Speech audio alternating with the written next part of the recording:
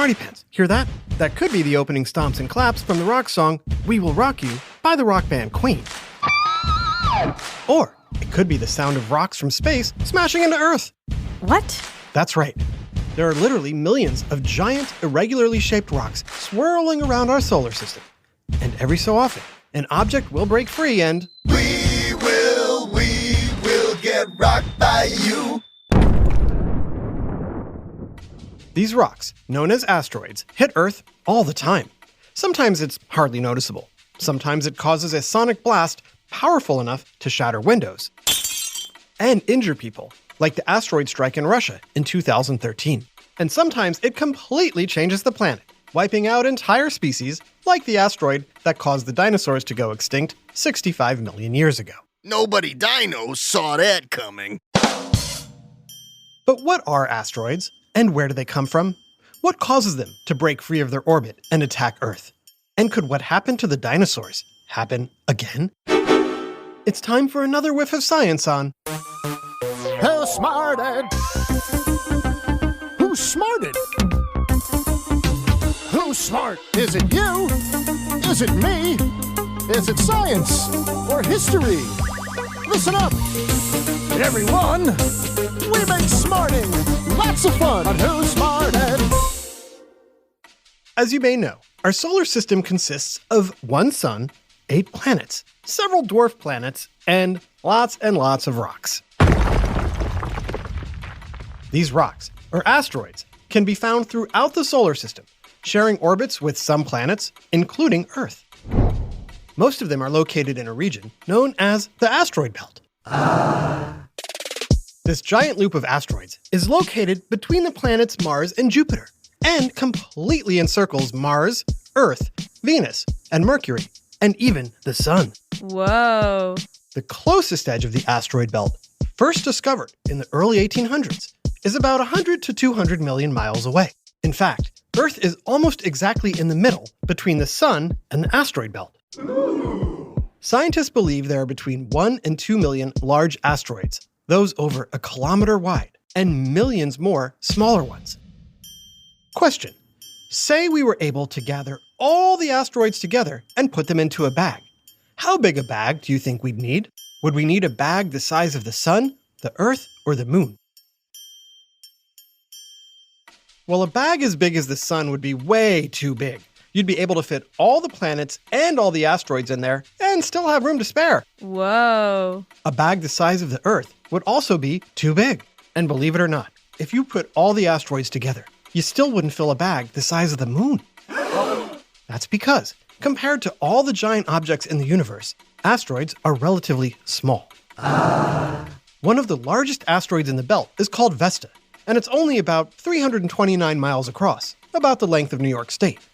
The smallest asteroids are no bigger than your average house, and one that flew by Earth 5 years ago was just 2 meters or 6 feet wide, which is smaller than your average NBA player.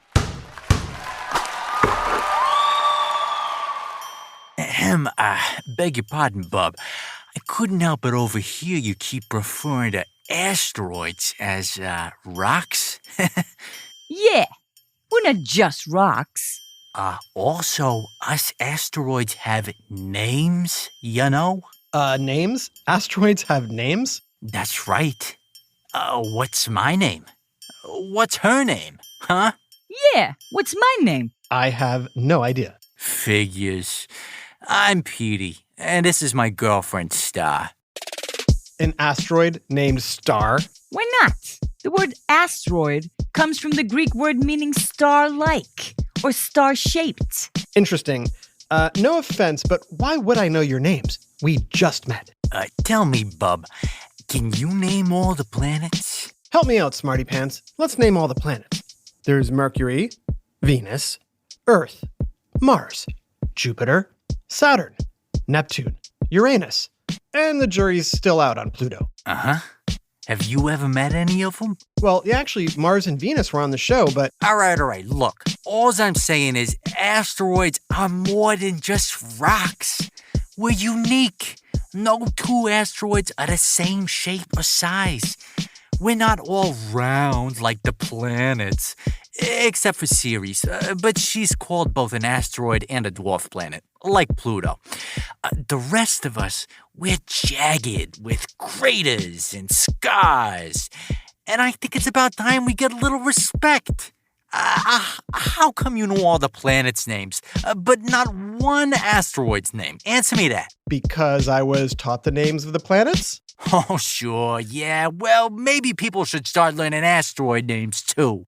There's Ceres, Pallas, Juno, Vesta, Astrea, Hebe, Iris, Flora, Metis, Hygeia, Parthenope. Whoa. There's no way I can remember all those names. What about you, Smarty Pants? Can you remember all those? Those were just the first 12 I thought of. There's a million more. Yeah, not gonna happen. No disrespect. No disrespect, he says, as he disrespects us. Hey, that's not true. Even if we don't know all your names, everyone listening cares about asteroids. Isn't that right, Smarty Pants? Tell them that you care. See? Yeah, you only care because of the dinosaurs. Everyone loves to blame asteroids for that. Well, it was a giant asteroid that made them go extinct. Oh, that was like one time, for crying out loud. And suddenly we're the bad guys of the galaxy. Nobody cares when something happens to us. Take my asteroid pal, Chicxulub. Old Cheeks was just minding his business, orbiting the sun, when pow! Jupiter got annoyed that Cheeks was flying too close to him, so he used his massive gravitational force to send him flying through the solar system. It's not Cheeks' fault it crashed into the blue and white planet and was never heard from again. Poor guy. The blue and white planet? Yeah. You mean Earth? Petey?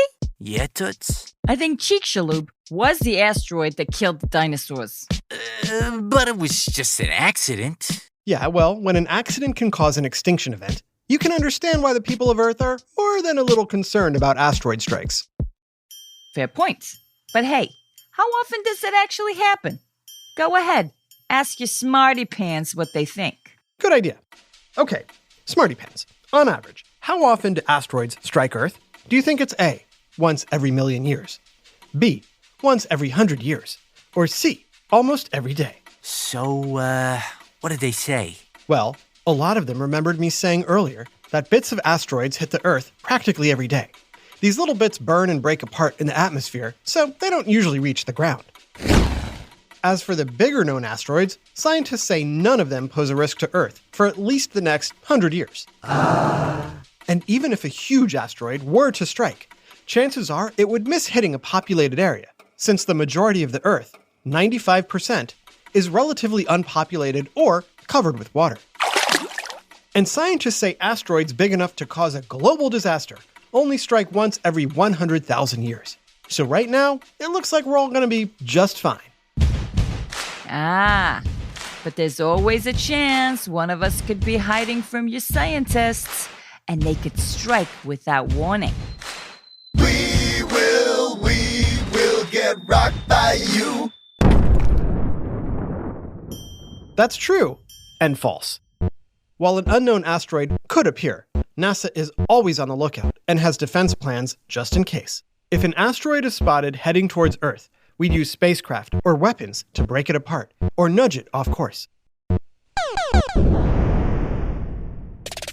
Remember, the largest asteroids, even ones that could damage the Earth, are still smaller than many states. A rocket or missile would have a big impact on an asteroid in space, long before it makes a big impact down here. Tough guy over here, talking about busting up asteroids. So disrespectful. Excuse me, are these asteroids causing a problem? Hey, stay out of this, Jupiter. Me and Star were just having a friendly conversation with our new pal here. Right, new pal? Yeah, we were just talking. See? No need to butt in. Uh-huh. Don't make me knock some heads again. Excuse me, knock some heads? Yep, that's kinda how the story goes. Back in the day, nearly 5 billion years ago, when your solar system was born, Big Jupes here wanted to prevent any rock planets from forming between him and Mars. He did this by using his super powerful gravity to force any newly formed small objects to smash into each other. That's how asteroids were created. Oh, and that's why the asteroid belt is between Jupiter and Mars. Yup, all because of me. But guess what? If it weren't for us asteroids, narrator and his smarty pants friends might not be here either. Huh? What do you mean by that? Wouldn't you like to know? I would, right after this quick break. Now back to Who Smarted. Okay, Smarty Pants, I'm here with asteroids Petey and Star. Oh, look who remembers our names. And Jupiter. Yo. And I was just informed that asteroids may have played a part in why humans are on Earth. But that sounds crazy. Care to explain, asteroids? Certainly. But first, answer this question. True or false? A big asteroid strike is always harmful to Earth. What do you think? I think, rather, I know. The answer is false. Huh? False? But how can that be? All right, listen. Way back when the solar system was first forming nearly 5 billion years ago, asteroids and other space objects called comets was zipping around everywhere. A lot of them smacked in planets on a regular basis, way before that was even considered a bad thing. Some of these asteroids and comets may have brought water ice and other molecules necessary for life to Earth.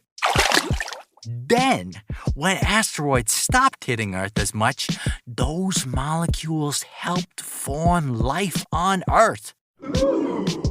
Only to be interrupted occasionally by one of us.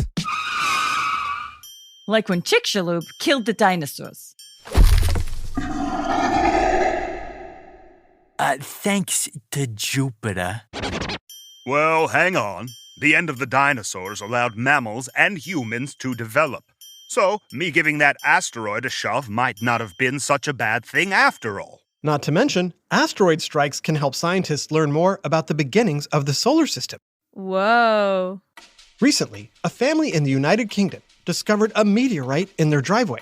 A meteorite is a solid object from space that survives our atmosphere to land on Earth. And this particular meteorite came from an asteroid formed at the beginning of the solar system.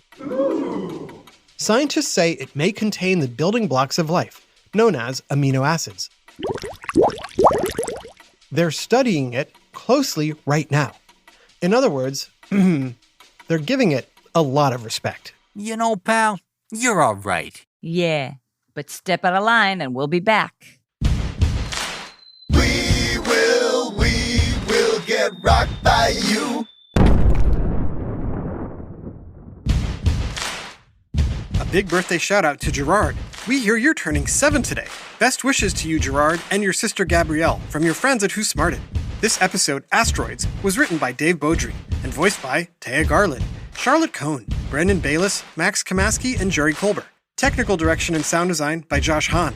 Who Smarted is recorded and mixed at the Relic Room Studios. Our associate producer is Max Kamaski. These credits were recorded in Shelley Colber's closet.